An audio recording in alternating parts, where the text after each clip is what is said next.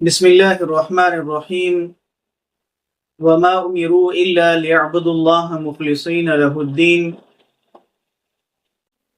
آج ہم بات کریں گے ایک ایسی موضوع پر جو ہر عبادت، ہر نیکی اور ہر عمل کا پہلا قدم ہے، اور وہ ہے صحیح نیت یا درست نیت۔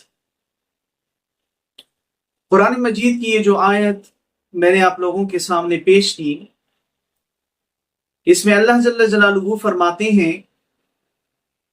وما امروا، کہ انہیں حکم دیا گیا ہے الا لیعبدوا اللہ، کہ وہ خالص اللہ جل جلالہ کی عبادت کیا کریں، مخلصین لہ الدین،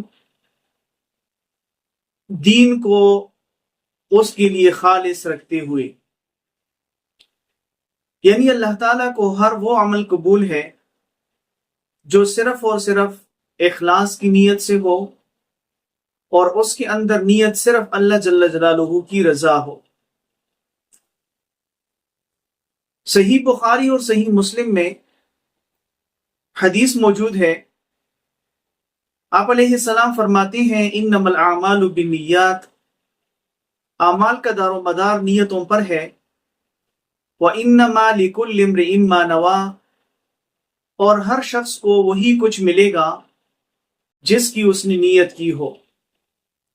یہ حدیث دین اسلام کی بنیاد ہے، چاہے نماز ہو، روزہ ہو، صدقہ ہو یا علم دین کا حصول ہو، اگر نیت اللہ جل جلالہ کی رضا ہے تو عمل اللہ جل جلالہ کے ہاں قبول اور مقبول ہے، اور اگر اللہ جل جلالہ کی رضا کی نیت نہیں ہے تو وہ عمل بیکار اور فضول ہے۔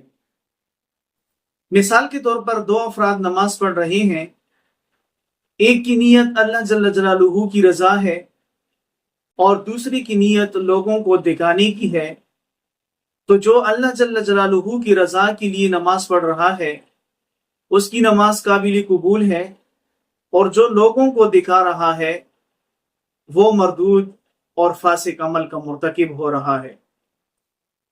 علم حاصل کرنا اگر دنیاوی فائدے اور شہرت کے لیے ہے تو اس پر وعید ہے، اور اگر اخلاص کی نیت سے ہے تو عبادت ہے۔ ہر عمل سے پہلے دل میں یہ نیت کرنی چاہیے کہ میں یہ کام صرف اور صرف اللہ جل جلالہ کی رضا کے لیے کر رہا ہوں، اور نیت کرتے ہوئے دکھاوا اور شہرت سے اپنے آپ کو بچانا چاہیے۔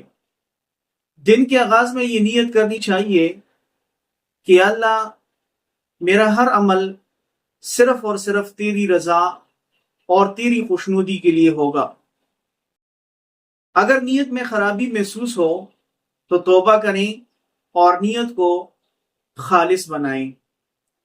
ہماری نجات صرف ظاہری اعمال سے نہیں بلکہ دل کے اخلاص اور نیت کی سچائی سے ہے۔